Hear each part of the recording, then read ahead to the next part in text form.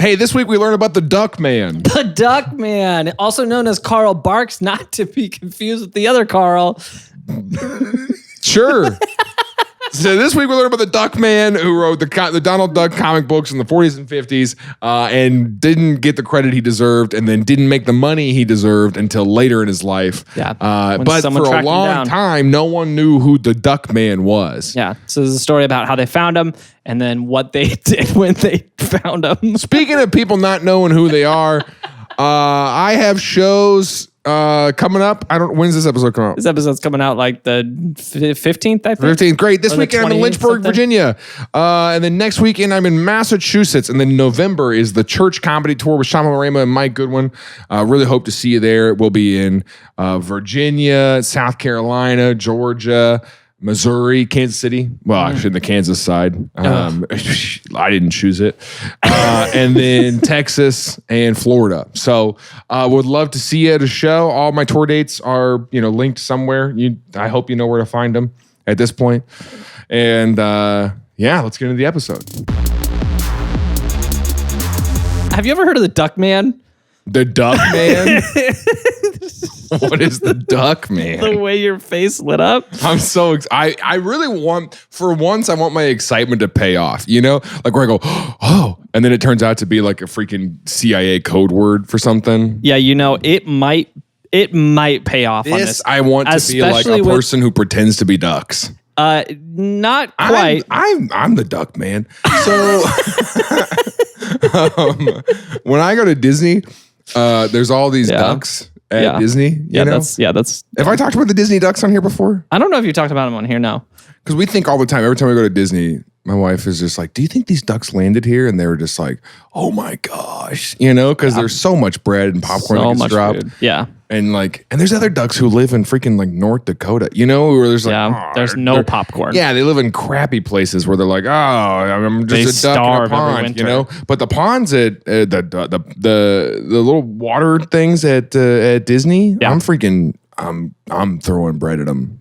Yeah, I mean, it just goes to show there's a wealth gap for birds too. That's what I'm saying. Like the life that those birds live. If the wildlife chooses to live there, I'm gonna follow them. I'm in touch with nature. What other animals just by having a season pass to Disneyland? What other animals just go to Disneyland? Squirrels, chipmunks. I think the chipmunks they put dogs, there. Mice. Mice. I'm pretty sure they put the chipmunks there though. I think that's part of like the experience. I went with it, but that's all right. Peacocks? Oh, are you talking the character from Mickey? I was like, dogs, mice. And you were like, I think they put the chipmunks there. And I'm like, Now you're catching up, 1989 Holiday Inn carpet. Anyways, the Duck Man, also known as the Good Duck and the Good Man, is the names that he goes by. Oh, I shouldn't. You look like you used to be a cop and now you're just a freelance PI in Miami. Freelance PI. You just get jobs on Craigslist and you're like, oh, I can solve this. I can solve this. And you get more people murdered than you solve. You accidentally get people murdered. It's like, so. And not related to the case. Yeah, this is my 4th murder this week. Yeah. No, it's you just going, whoops. Ooh. Here's my card. Case closed, I guess. Still got the Vistaprint logo on it because you couldn't figure out how to do the backside.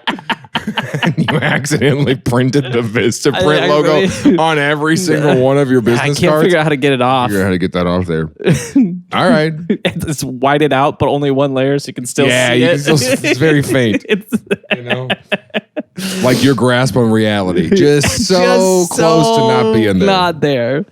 So okay, the Duck Man. The Duck Man. The Duck Man was a, I don't know what to call it, conspiracy theory maybe? I don't know. That might be too strong of a word. Mm-hmm. The Duck Man was a name attributed to a character that a group of comic book fanatics gave to the creator of these comics. I'm sorry, the camera's like right in your way. Wait. I don't know if you can see this. Yeah, the camera is different position today. Okay. Say I lost track of what you were saying in your sentence because you were talking like this, and it got super distracting to me. Okay, so say your sentence again. I'll say it again. The Duckman got his name from a group of comic book fanatics in like the 40s, who were big fans of his comic books, but they didn't know who he was, and he was making these comic books. So Donald Duck, yeah, the Donald Duck comics. Is Walt Disney the Duckman? No. Are you joking? Are you doing a bit because I brought up Disney? Here's the thing. No. I actually... Is there someone who lives in the ponds at Disneyland who like emerges from the water? Is like, I'm the Duckman. I'm the Duckman. He wouldn't say that. That's stupid. He would just go, quack. I mean, he's just in the water. And he just swims back down. Is this related to Disney? Yeah, this is related to Disney. I actually did this intentionally because I feel like we've been bad mouthing Disney a lot lately. I haven't. I got an email. I love them. Yeah. That's the whole reason we moved to California was for Disney.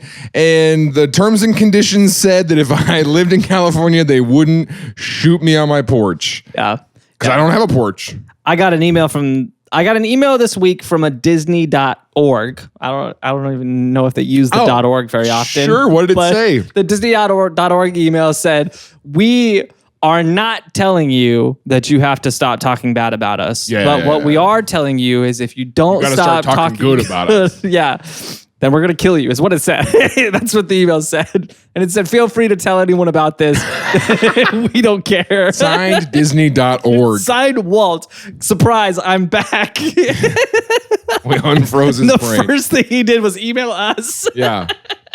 He woke up terrified. Some people are talking crap. He has the knowledge of what a podcast is. He knows who we are. He knows that we've breached the terms and conditions.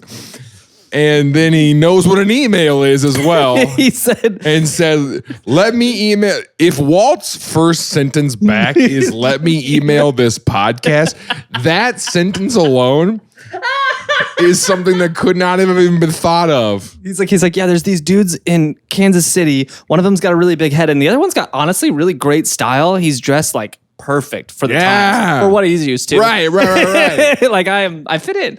And but they've been talking crap. Right. I don't know. What would Walt's phrase be for talking crap? What was the word when did he die? 60? I don't know, but you know my favorite trivia about Disney now? Have I told you this? I don't know. There's a lot of pictures of him doing this. And then there's like this two-finger thing. Yeah. And actually in the movie where Tom Hanks plays him, he does this. Yeah. And it's like a hand that, you know what that is? Because everyone's like, yeah, Disney likes to point with two fingers. Like a flight attendant. Yeah. No, they photoshopped, he was smoking cigarettes all the time. And so they photoshopped out the cigarettes. And so all over Disneyland are pictures of Walt, and he's doing this, it almost looks like a Mason symbol. He's doing this weird like two-finger thing, but it's just, they photoshopped all of his cigarettes out. Interesting. He was a chain smoker. Oh yeah, he died of lung cancer. But I mean, it's normal for the times. Yeah. Yeah. But now you don't want... Dare got a hold of Disney and was like, hey guys, we got a problem with you telling all our kids about cigarettes. Photoshop them out. I wonder if all the Masons, because like you have everyone's hands like this. What if that's Photoshop? What if they were holding cigarettes and they Photoshopped their hands in their shirts? Is that what they were doing? Yeah, there's all this like all the Illuminati people are like, yeah, look, they all put their hands like this. What if they were holding a cigarette? Everyone screenshotted that, right? Photoshopped it. Everyone screenshotted that to take out of context. I don't know if everyone did, but I know our patrons did. Yeah. And I know it's all over the Discord. Oh, for sure, dude. Anyways. Look at this dude whose name looks to be Stavros. And his hand is in his butt, and he's clearly a part of the Illuminati. Anyways, so... I don't remember what I was talking about. You look like you order tableside guac every time at places that don't even offer it. Like, we don't have guac. And I'm like, do you have avocados? Then you got guac. Yeah. You look like that guy. Exclusively drinks mojitos. No rum. No rum. And do you just want club? You want club soda? I'll take a mojito, no rum. Hold the rum. You just want sugar water and lime? You want lime sugar water. It's limeade. It's like, yeah. But don't give me limeade. I want a homemade limeade. Mint. Yeah. No, so there was a huge group. So this is an interesting era for comic books because in this era, comic books were like this. When we think of comic books because of our post-1980 brain that was so used to violence and WWE that we think fighting and combat and blood and superheroes and nerds. That's what I think of. But it used to be. But it used to be, comic books used to be these. They used to be, in the 40s and 50s, comic books were all anamorphic animals. Anapomorphic, is there a P in there or is it there's no P in there? Anamorphic, anapomorphic. And anamorphic, that feels better. Yeah. Right, Alex? Thanks. So this was like the thing. It wasn't superheroes, it was these. Everyone was making these comics. I don't know why it was this, but... And then Stan Lee was like, what if people talked in these? Yeah, what if we had people? I think it was because people couldn't... The comic book artists were bad at people. I think that's probably true. It is hard to draw people. No, I think realistically... That's what... Look how hard AI is trying to draw people and messes it up. That is true. Yeah, those are robots. If robots can't do it. Right. But people still share that crap on Facebook. Like it's real. The number of people that I grew up with who will share obviously AI things. Yeah. It's also crazy how fast we all got trained. Like, people who are internet savvy, we got trained to immediately spot AI. Yeah. I'm in a youth pastor group because I tried to get booked there. Yeah. And someone shared there's a Justin Bieber worship song that is completely AI. Interesting. And the thumbnail is clearly AI. And they shared it and they were like, wow, it's so good to see this pop star turn. And they were completely serious. And the comments were like, hey man, this is AI. Hey man, this isn't real. And they were like, oh, really? And it's like, you should go back to serving the olds. You've aged out of youth ministry if you can't recognize AI. I think that's fair. I think that's a true litmus test that you should have to do. I do think like there comes Can you spot the AI? Yeah. And are you going to be a creep to these kids? That's literally the bar is so low for youth volunteers, and it's very difficult to find people who can pass that. Interesting. Anyways, so this Tim didn't like that joke. It's not even a joke. I'm so freaking serious. This was the thing that was like super popular. You look like you share AI things on Facebook, dude. You are dressed like you sit on Facebook all day and you share the Tate Brothers podcast. Good perspective. I mean, he's got a point. You look like you I don't agree with everything. You look like you try to convince people to sign up for Robinhood to get the referral bonus. As your full-time job. You're trying to make that your full-time thing. No, I don't even invest, dude. I literally just make a living off of the referral bonus on Robinhood, the app. The investing app. I make a living on that. Man, they changed the referral bonus. And Melaleuca. I also sell Melaleuca. I also have Amway energy drinks. You look like you try to make MLMs cool. Speaking of MLMs, there is a comedian that keeps popping up on my social media stuff. And his whole website, and if I ever do this, end it for me. His whole website is him selling MLM stuff. Yeah. Incredible. So every other post is, you want American-made products? And it's freaking Melaleuca. And I go, buddy, I've seen your material. That's the funniest thing you've ever done. That's hilarious. That's pretty good. So this guy was here's something to understand about this era of Disney. Honestly, I think everybody was doing these anamorphic animal comics because Disney was doing it. I think everyone was copying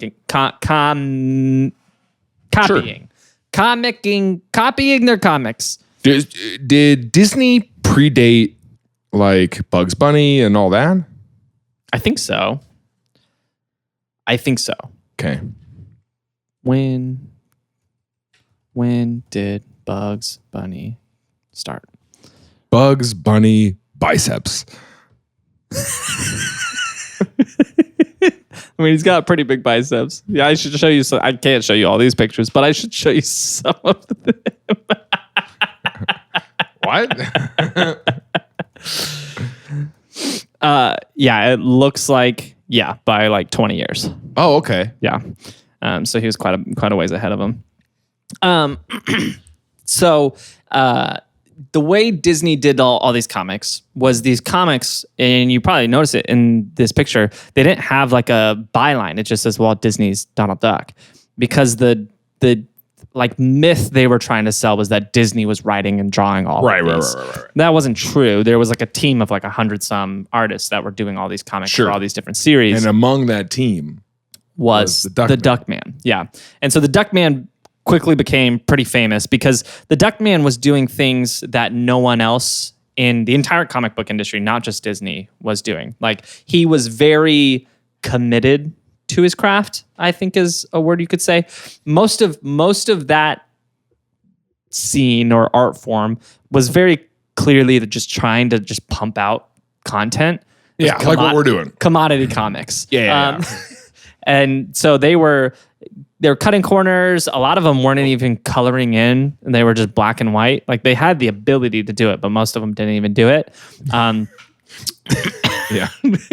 And I don't think that they lacked the ability to color. You know what I'm saying? Like, if they've drawn this incredible comic with a storyline and like it makes sense, you think they were like, oh man,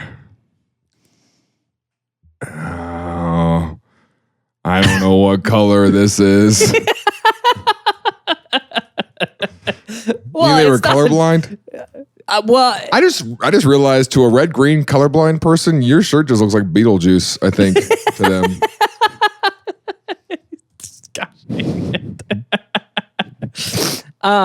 No. So I wasn't saying like they didn't have the ability to do it. Okay. I think it was more like they didn't have the ability to print it, was what I was alluding to. Gotcha. But they had that ability. They could do that. Sure. It's probably cheaper for them not to as well.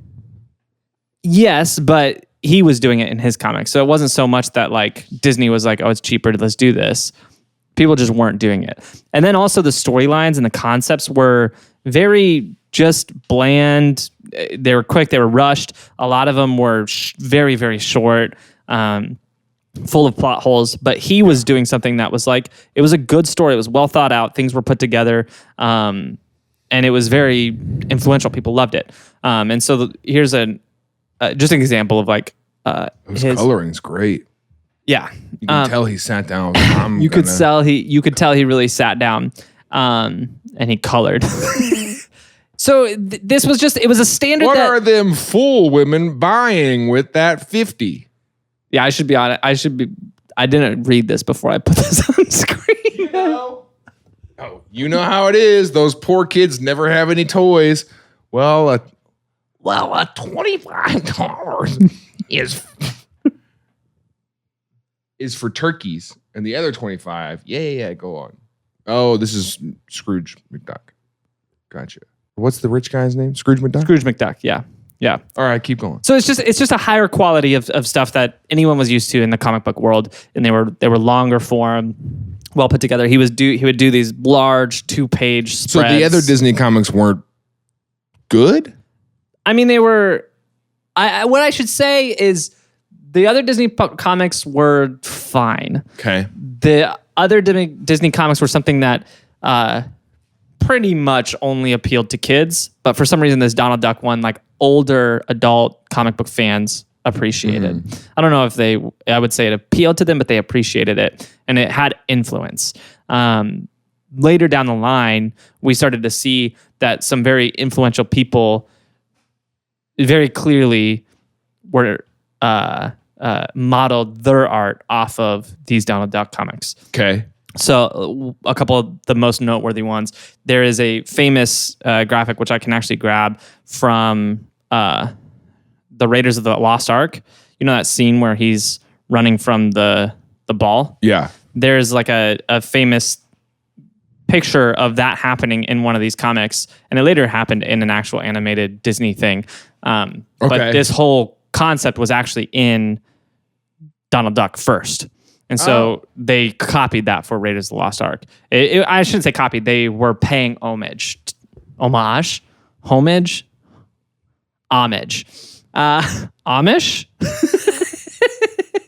To Homage. thank you, hummus.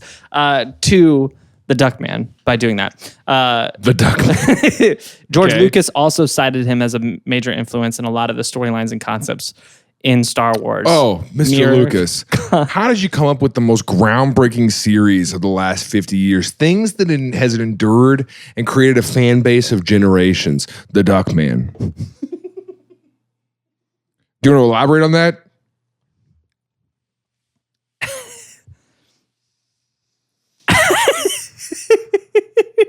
Quack, quack.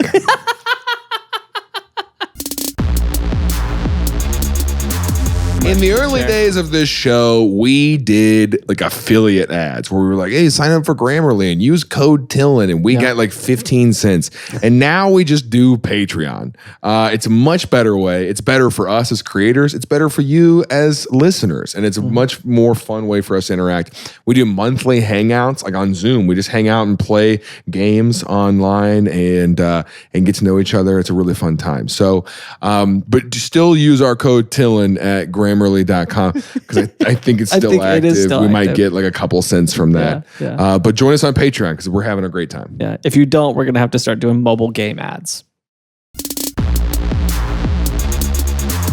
don't know what that's supposed to mean, but okay. And then another pretty... Wait a minute. What's he doing with his Scout's finger? honor. Is that what the Scouts are doing? Are y'all smoking cigs? It was a children's smoking network all this time. Boy Scouts of America. Just Photoshop out the cigarettes from all the kids. What? Yeah, I'm an Eagle Scout.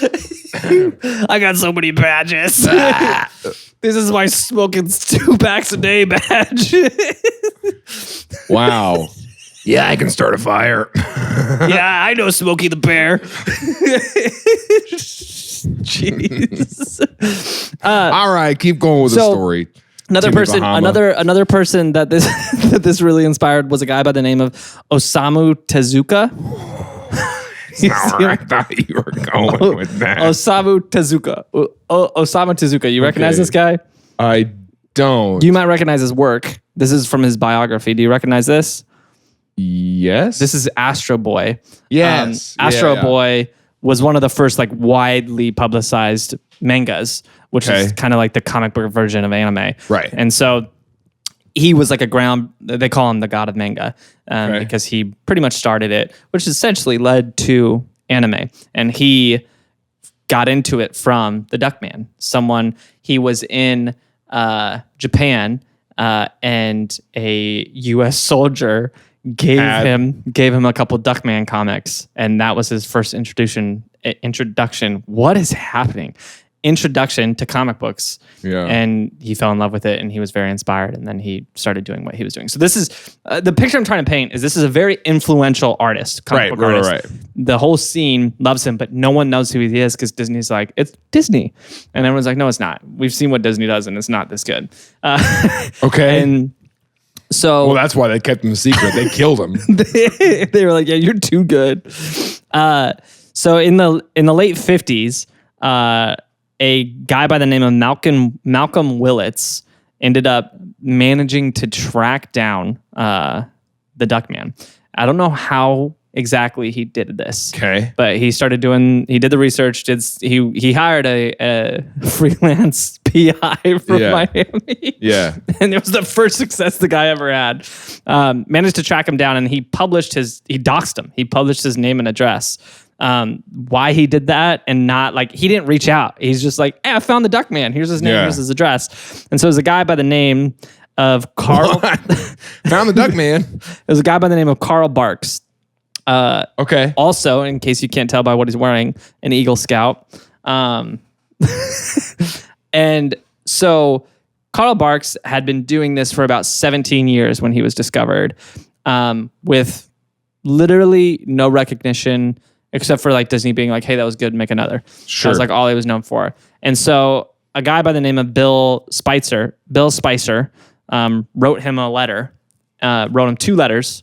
And the first letter he didn't respond to. The second letter he responded to and was basically like, hey, I didn't respond to your first letter because, quite frankly, this second letter you sent me is the 3rd letter I've ever received.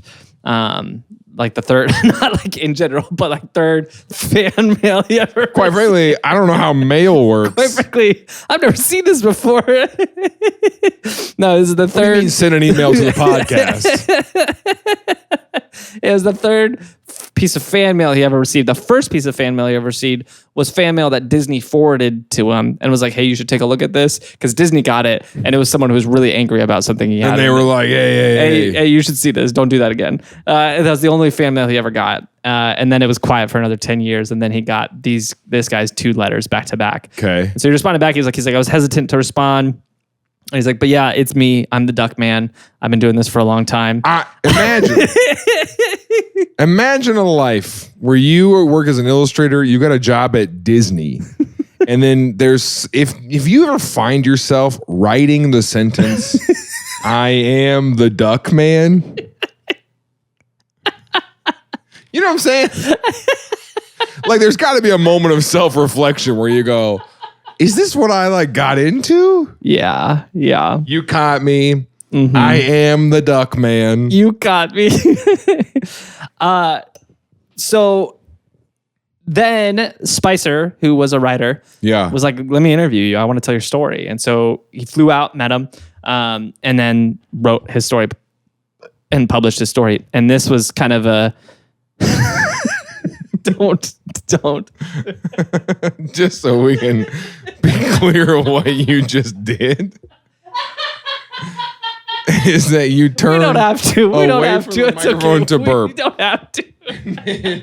and then turned back. I'm like and burped. You went like this. You were supposed to. This is where you should have burped. You were like, and then come back, but you went. Which okay. is the whole point. It's okay. It's okay. You know, it's fine. I just know. bleep it. Just bleep I'm it. sorry, it's fine. Don't even. I know. I'm drinking the Celsius. Your hair's all messed up because you drove in your 2014 BMW convertible. Not even a BMW. It's a BMW convertible. What's the one that Michael Scott drives? Oh, a Chrysler. Yeah, the Sebring or whatever. Yeah. Oof. Okay, so the story gets published. You look like you never watched The Office. You just seen enough memes to fit in. You know, we're like, oh, what's that one that Michael Scott does the thing where that's right. You know what I'm talking about? Yeah. Where he's like the world's best boss or something. Yeah. Sleazy. And it's like they're memes, so not all of them are actually in the show. Right, so like he thinks stuff happened. Yeah. But he still pieced together the whole story that way. Yeah. You don't have time for The Office. You're putting together your drop shipping course. I made $1 million this year on Amazon. Okay, so this is the story that we get for Carl Barks. Okay. Carl was born in like southwestern Missouri in 1901. Where at? I don't remember the name of the town. I know where he ended up, but I don't know where the town he was. Marble Hill. Marble Hill. You know where that is? Yeah. Do you really? No. Oh. I mean, it's basically, it's earthquake area is where they are. Okay. In Southwest Missouri? Southeast. You said Southwest, but that's okay. Oh. That's why I was like, where's that at? Shoot. There's something wrong with my brain today. I'm telling you, man. Just today. I keep saying all the wrong stuff. No, so you're anxious. So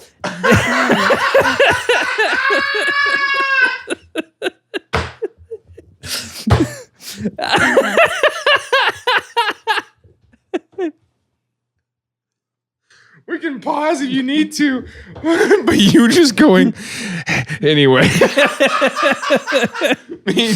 Sorry, I didn't mean to come for you like that. So he was born in southeastern Missouri, at a young age, they moved to Merrill, Oregon. Yeah. And his dad was a farmer. Sure. They had like a 1 square mile plot of land. And he actually grew up, the area he grew up, the closest school was 2 miles away. He walked to school every day, 2 miles there and back.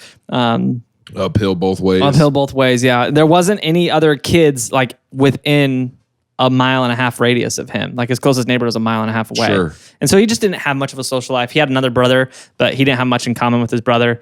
And so he went to school, walked home, and by the time he got home, it was 1 o'clock in the morning. Had to wake up in 2 hours to do it again. And it was kind of his life growing up. His dad was working on the farm and at a young age, like found success. I shouldn't say success, found a decent bit of success in the farming industry and stock breeding. And so it was successful enough where he's like, hey, let's move to Santa Rosa, California and see if we can start setting up a new business there. And so they were going to get into vegetables and orchards and stuff like that because they thought it was going to be more profitable. So they moved down there in 1911, but it did not work out. Sure. And so they fell on pretty tough financial times. They ended up moving back up to Merrill, Oregon. And so throughout his childhood, every couple of years, he was bouncing between different places. Right. And this bouncing between different places made it really hard for him to get an education. Okay. And so at that time, at that era, couldn't read. Well, it wasn't And he can only draw. He couldn't color. No one taught him how to color. Couldn't talk. Yeah, he didn't know another kid. Only spoke to the ducks. He's in the backyard. His dad's just so annoyed about it. Like, our kid just keeps talking to the ducks. I don't know what to do with him. And so he has kind of a... If it's 100 years from now, we put him in counseling, but we don't have counseling, so... we're just going to leave him in the woods. So I guess we just need to get him a job logging or something. He's 12. He can cut down a tree. And so he hadn't graduated school yet. And I'm going to be honest, I probably should have looked into this. I don't know when kids normally graduated in this era, but I'm guessing it was early because they act like this was a big deal that he hadn't graduated at 12 years old yet. 12 years old, hasn't even graduated. And if that wasn't unusual, then I don't know. Maybe the point was he 12 hadn't years old finished. and hasn't put a penny in his 401k. What a loser. And so he didn't complete grade school. Okay. Is moving around. At the age of 16, he does finally manage to get in school, finish grade school at 16. And They make him go to class. that year was a tough year because his mother dies that year as well. And then he started developing hearing problems out of nowhere. And so it got really tough for him to hear. Okay. And so I saw him wearing headphones in that picture. I think they were hearing aids. Well, Unproven. sure, but they looked like headphones. They do look like headphones. I stand corrected. They got wires the going hearing down his aids for shirt. whatever year this picture was. Yeah. You know? Anyways, so he goes back to school, he graduates, his mom dies, and then because of his hearing problems, it got hard for him to hear her in class. Okay. And so he did make him go to class. That was my question. He just decided 16 in class with a bunch of 6-year-olds. Yes, yeah. And so he just decided not to go to high school. Okay. And so we have a lot of story to get to. That's why Tim's pushing through. So he doesn't go to high school. But in grade school, something significant happened that year. The year he graduated grade school. Friend. He met, which was a duck outside the schoolhouse. And that duck taught him to draw. When they were talking about Mother Goose, he was like, wait, is that my mom? Is that Goose my mom? You're telling me the goose I've been talking to is my mom? And then he saw Andy Goose on TV and was like, that guy walked out on us. And he never came back. That's my dad. That goose is my dad. Oh, this is so foul. I hate that joke. Yeah, it was bad. It was a bad one. So It was bad. Thank you for laughing at 16, he drops out of school. And he just starts working labor jobs. He does actually go. He becomes a logger. He works in construction. About 10 years just working random manual labor jobs, farmhand, rancher, all this different stuff. But all the while, he's cultivating his passion, which is something he learned his last year of grade school from one of his classmates who were 8. Was drawing pictures. Who were 8. So one of his classmates took a... He was a bully too. That was the thing. He was bigger than all of them. One of his classmates took an art class in like his free time after school. Okay. And so during the school hours, they would have like free work hours. And instead of working on his homework, this kid was working on his artwork. And Carl was like, "Well, what are you doing there? That's some interesting math you're doing." Copying him, thinking it's the math answers. It's the math over. And his teacher's like, "Please see me." 6 times 8 is not duck. His teacher's like, "You're 16. The rest of your class is 8. I don't know what to tell you." I don't know the difference between those two numbers. So it looks right to me. He did the same thing. Yeah. No, he didn't. No, he turned in his homework before you copied him. And also, your copying of his artwork is really bad. It doesn't look anything like what he did. Yeah. I'm going to write you a letter one day about it. It's from his teacher. She recognized it and she was like, I know these ducks. I know these ducks. I've seen these ducks before. So he talks to this other student, his classmate. Sure. His classmate's like, "Yeah, I've been going to art school." And so he's like, "Hey, where did you learn to draw?" Like he talks to him like he's a kid. And the kid's like, "Hey, shut the heck up, man. Don't talk to me like that. I can tell you how to draw, but you're not going to talk to me like that." You're basically an adult and you're still in grade school. I'm 8. This is age appropriate behavior for me. Smoking cigarettes and drawing duck pictures. He's like, "That kid's living my dream." And so ripping cigs and drawing ducks. So he starts giving him lessons. Like, okay, he would go to this kid would go to art class, and then the next day he'd be like, "Here's what we learned in art class." What we did, okay. Okay. And so he taught him a bunch of stuff about art. And that kid, yeah, Walt Disney. And so Carl falls in love with art, but he doesn't graduate high school. He has no connections genuinely with anybody. He has no This is what's crazy. Human connections. Let's just pause here for a second. That this guy is now 17, no high school, can just draw. Yeah. And still had a pretty decent freaking life. Well, I wouldn't say that. You're I'm jumping a little early. He didn't have a very decent life. I mean, I would say he had a good career. Well, later on in life, it did kind of develop. It panned out. It blossomed. All right, we got more time. But he did have a tough go at it. But yeah, each of the jobs he took was like a manual labor job. So keep telling the story, man. So you look like Hallmark made a storyboard of what hungover looks like. All right, and like this is the best they could do to be like clearly, like because they're selling Sorry You're Hungover. No, they're cards? doing one of those movies where it's like the prodigal son, you know? Oh yeah, and you're the son who clearly didn't turn out all right. Yeah. But it's Hallmark, so they have to play in stereotypes. They don't know how to. Yeah, they don't know how to be normal. Yeah. Okay. So they really play it up. So he's going job to job, and it's none of the jobs are working out. Like if they're menial jobs, he's there for a little bit, has some sort of issue while he's there, bounces to the next job. It's kind of in financial, I wouldn't say trouble, but not doing well at all. Yeah.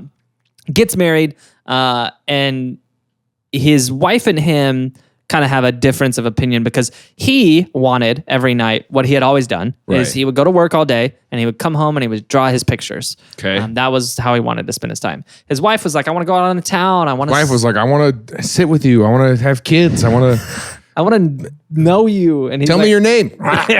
He's like, "I can't. I don't know what those words you're saying mean." He knows enough to communicate. I have no idea. He was just gaslighting her. Sorry, I don't speak English. Sorry, I don't know what you're saying right now. Jeez. I didn't hear that sound of water. So she wanted to go out on the town. She wanted to have friends. She wanted to like have a life. And he's like, "I'd rather not. I'd rather just draw." Sure. And so they would get in disagreements all the time. And he just kind of spent 10 years working these jobs he didn't like, drawing pictures at night. Yeah.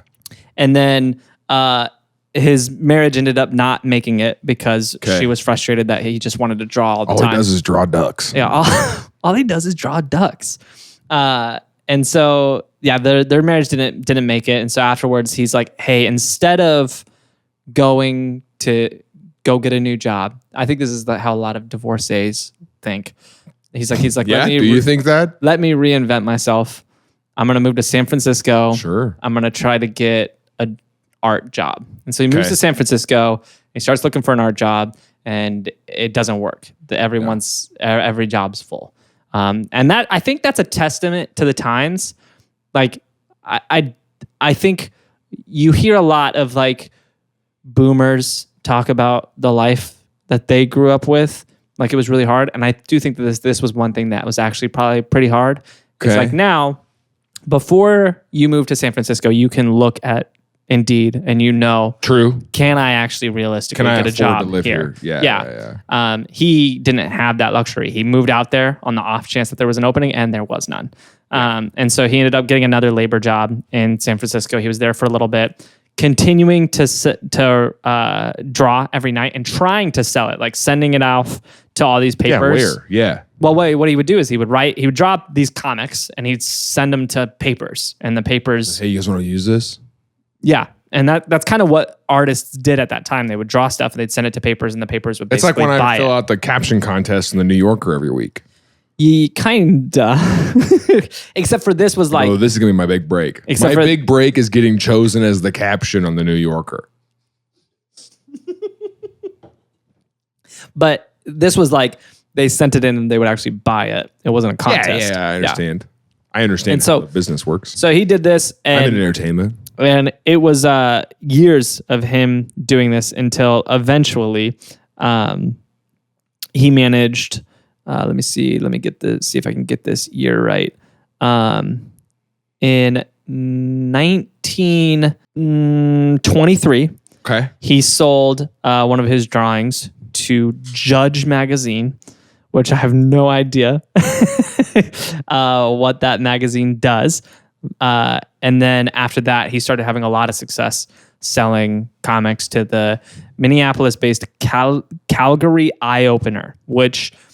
I don't know if you can tell by the name Eye Opener. This was not a well-respected magazine. Sure. Conspiracy? It wasn't conspiracy. It was like racy stuff. Oh. And so like everything was kind of... salacious.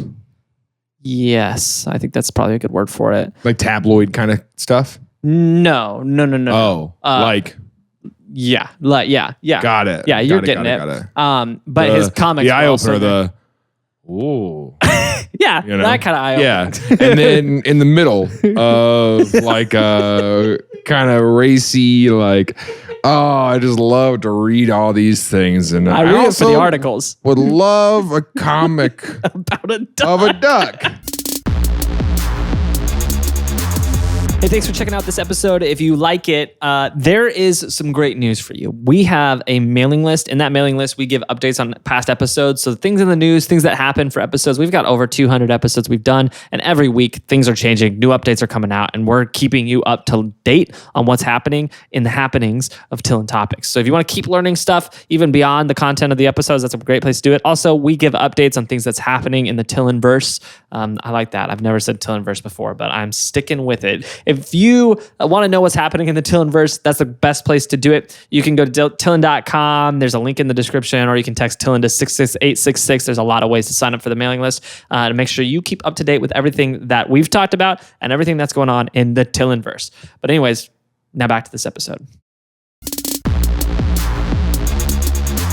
They end up hiring him full time. Okay. And so he starts... like, people love these comics, dude. People love your comics. And so they paid him a salary of $90 a month, which... At the time. I don't know what that inflation calculator comes out to. Let's check that real quick. Inflation calculator. What year is this again? This is 1923. Oh, well, he would have got hired a couple years after that. So probably like 25, 26, something like that. So let's see.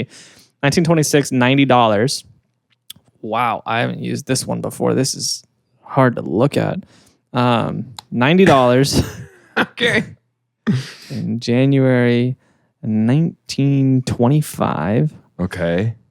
to today is 1637. So $1,600 a month. Okay. So not great, but fine. Sure. So he's working for them. He's drawing these comics. And then but it's probably not a 40-hour job, right? It's not like you're... Yeah, that's a good question. I don't know, actually. You could probably work for multiple different publications is the idea. Yeah. Interesting. That's could be the idea. That wasn't what he was doing. He was just working for this one company. Yeah, he didn't have he wasn't like, I should go get another one too. Yeah, maybe. I should burn the candle at both ends. But an opportunity opened up at Disney. And this was an interesting opportunity because it was as an in-betweener.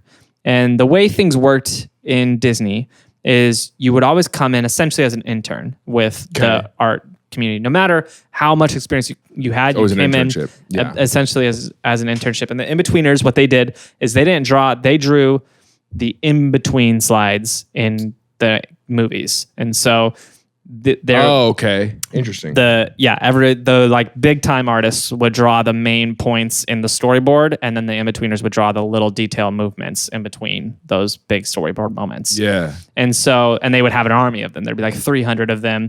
Most of them wouldn't make it to a second project. Sure. And so it was kind of like, we're going to test you as an in-betweener for a little while. You do good enough, and you kind of make it through boot camp, essentially. You can be an in-betweener, or you can be the person who teaches that drawing class at California Adventure.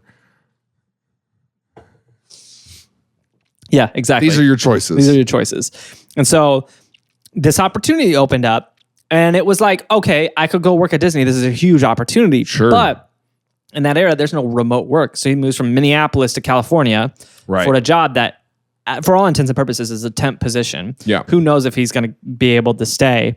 And he's got a good, stable job that he's has a week or a monthly paycheck for. He's like, should I give this up? Is this worth it? He ends up deciding to take the big swing on it and go for it.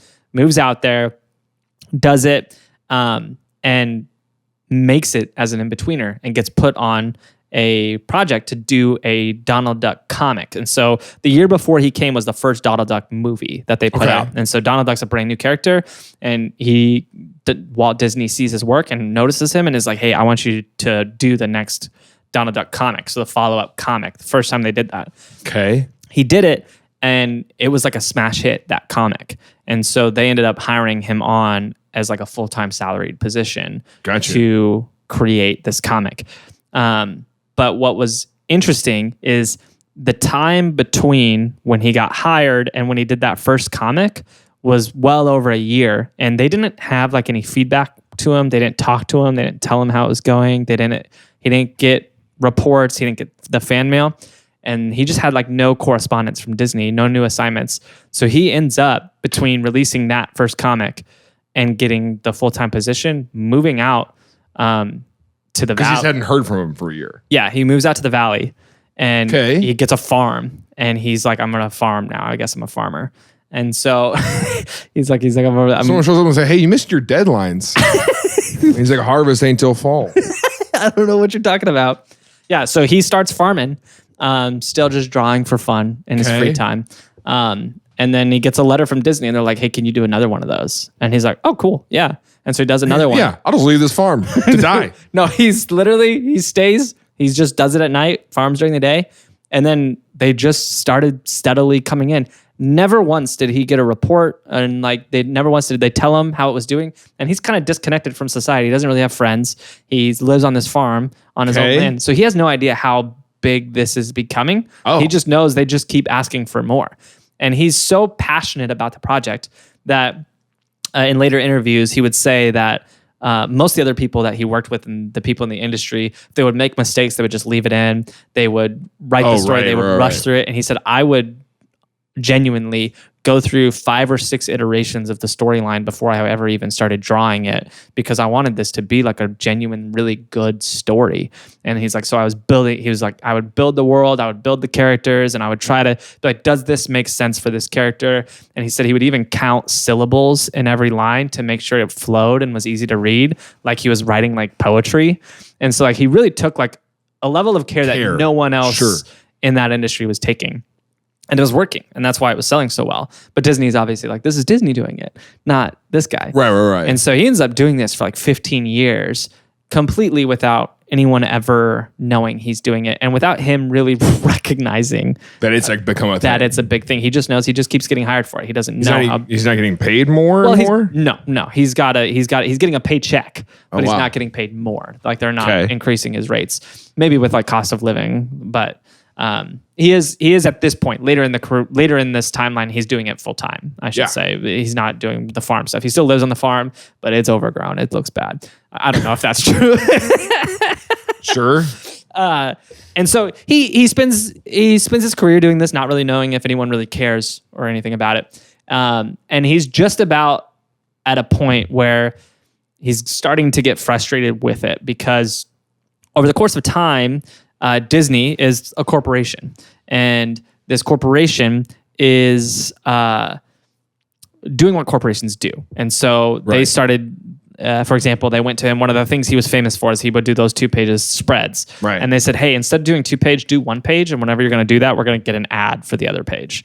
And he's like, oh, that's kind of a bummer. And so he started only doing 1-page spreads. And then they started saying, hey, we're actually going to start doing this on cheaper paper. And so he said that what would happen is because he would go over his art so many times, he said that on this cheaper paper, when he would erase, they would actually put grooves into the paper, and then it would make it harder for him to go back over it.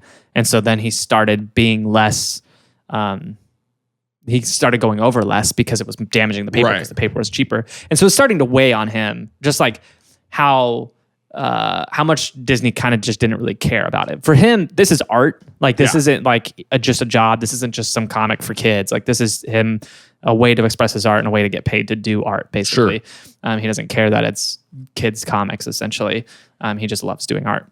And so he was kind of at a point where he was getting pretty drained, starting to feel like he was running out of stories.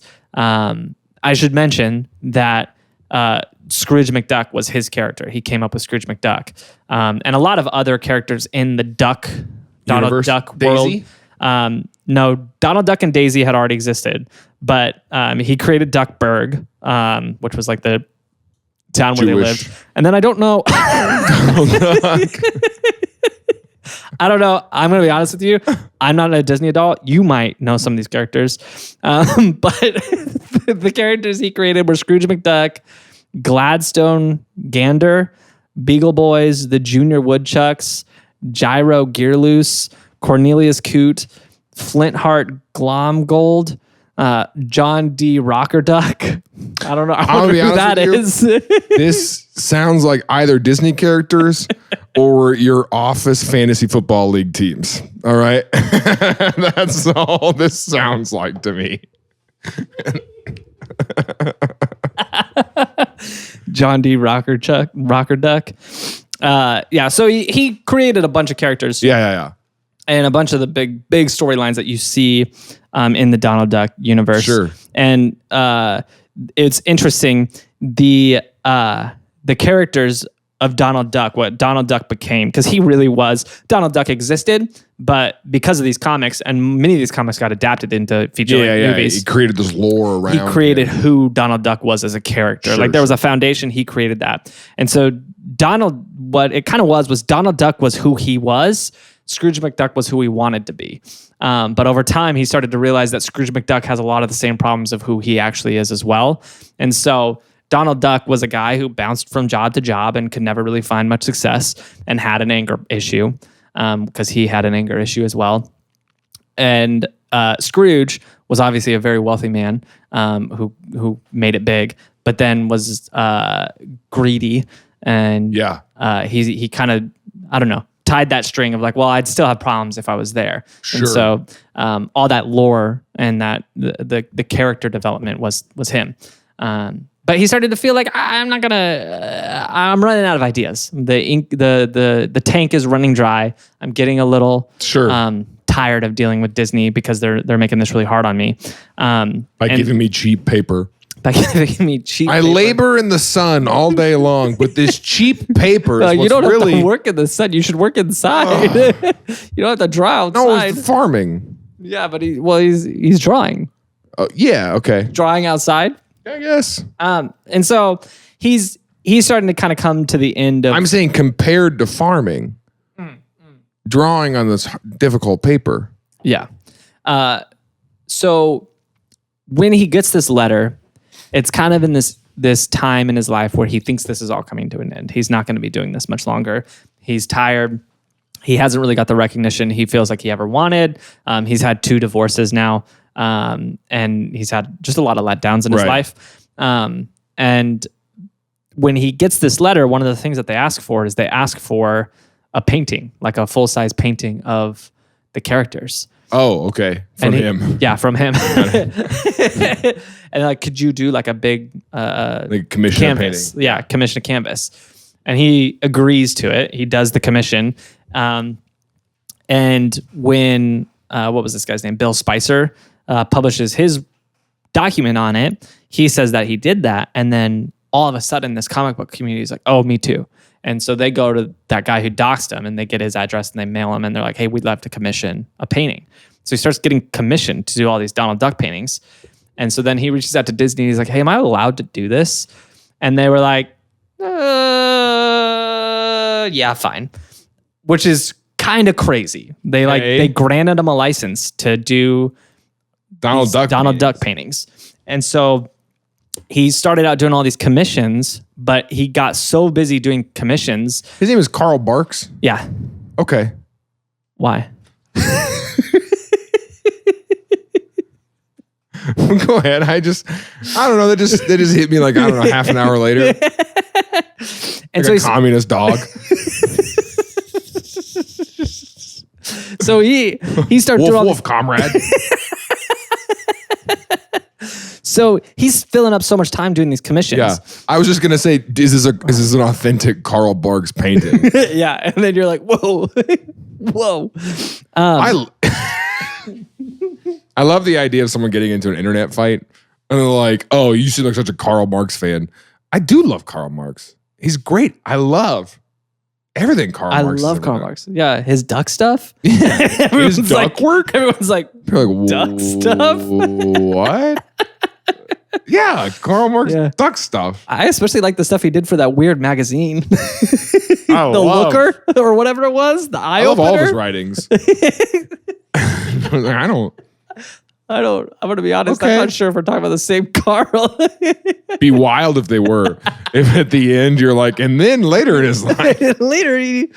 And so now he's in his early 70s. Yeah. And he's doing all these commissions, but it's taking him so much time. Like because he cares about his artwork. Yeah. And so he spends a lot of time on these commissions and he has so many of these commissions coming in, he can't keep up with it. So Spicer is like, hey, what if we start just doing auctions? And so they go and they start doing auctions. Long story short, these start selling for thousands, if not tens of thousands of dollars at auctions because people want them so bad. And so Can I see some of the paintings? Yeah, so in his 70s. Okay. I'll show you. Can I see some? Yeah. So in his 70s. Okay. Here he is painting one. Oh. But yeah, these are the kind of paintings that he's drawing. Karl Barks paintings. And I believe, and I don't want to misspeak here, but I'm going to say this anyways. If you go to Disney World or Disneyland, you'll see paintings like these there. I think he was the first one to do these. Okay. And so yeah, they showed that one twice. Yeah, I just like this one the most. And so he started selling these at auctions. Long story short, this is what made him a millionaire. In his mid 70s, he started selling these prints on auction, and it made him a millionaire. And he then became kind of like greedy and angry. He became everything Scrooge McDuck is and more. And he became like a Comic-Con guy. There wasn't a Comic-Con at the time. Yeah. But he would be at these conferences where all these comic and art fans would be, and he would go to those conferences. He would meet him. He would get on stage. There's music and dark lights, and then it starts playing music, and he's up there just.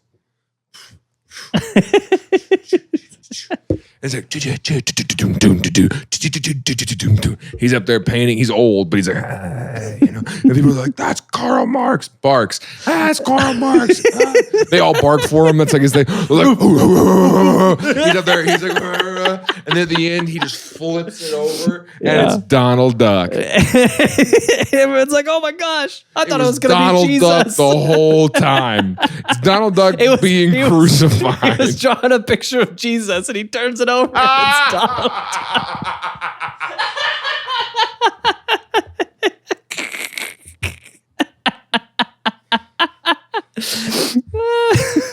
This is incredible.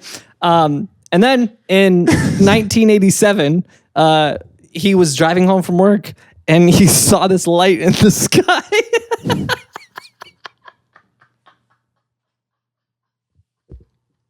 Okay.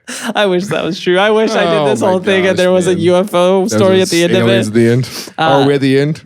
No, but in 1987, he gets inducted as the inaugural... Inducted, not abducted. He gets inducted. He gets inducted as the first artist in the Will Eisner Hall of Fame, which is like the comic book Hall of Fame now. Wow. And that guy I showed you, Osamu Tezuka, ends up getting inducted in 2002. A lot of other big name comic book artists are a part of this Hall of Fame now, but he was the first person ever inducted into it. And he survived until he was 99. So he really got to spend like the last 20 years Where did of his he life retire at? very rich. He never retired. He continued drawing until he died. He died at 99. I don't know if I said retired or died. He died, yeah. He died at 99, which was the year 2000. Wow. And so he spent his the latter half of his life making a lot of money doing these prints. And kind of, it's a story that feels like, what was that guy that we did, that the singer who no one discovered until... Sixto Rodriguez. Yeah, Sixto Rodriguez. It feels very similar to that story because he spent so many years just passionately pursuing the thing that he really loved and not getting a lot of recognition. And then, all of a sudden, out of nowhere, he found out, I've got tons of touring fans. That's our podcast, all across the world. Yeah. We're hopefully one day. Hopefully one day, someone sends us a letter and Disney's like, we're not going to send this to them. Hopefully one day this podcast pays off and you can stop being a landlord for old people in Branson. If you like this podcast, send letters to Disney and tell them how much you love us. Send all of your fan mail to Disney. We keep getting people who ask if we have a P.O. box, which we need to set one up. We haven't got around to it. Yeah. But just if you don't know where to send it, just send it to Disney. Send fan mail to Disney for us. To us. Yeah, we'll find it. Yeah. We read Disney's mail. So yeah, that's the story of Carl Barks, or the Duck Man. He was a secret for a long time, but he ended up not being a secret, and he got very rich off making really good comics. That's awesome. So that's the story. If you care about something and you want to do it, all you need to do is not graduate high school and pursue it at night so vigorously that it leads to a divorce, and then pursue it. You're dressed like that message. Not graduate high school, pursue something so much that it leads to a divorce, and just keep pursuing it until it eventually, hopefully, pays off. Until you get rich at the age of 75. Yeah, that's right. You look like you sell beachfront property at a lake in Indiana. Yeah, you want to see the beach views here in Indiana? Fiddle Off.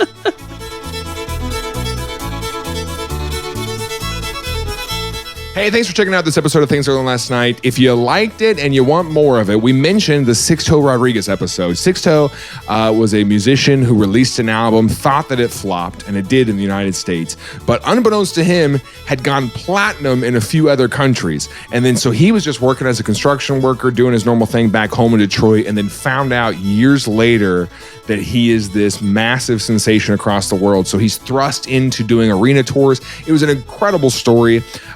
Please go check out our episode about that. It is linked somewhere here. Or if you've already listened to the entire back catalog, you've listened to all 200 episodes we put out, and you're like, I just cannot wait for another one. You can listen to next week's episode right now on Patreon.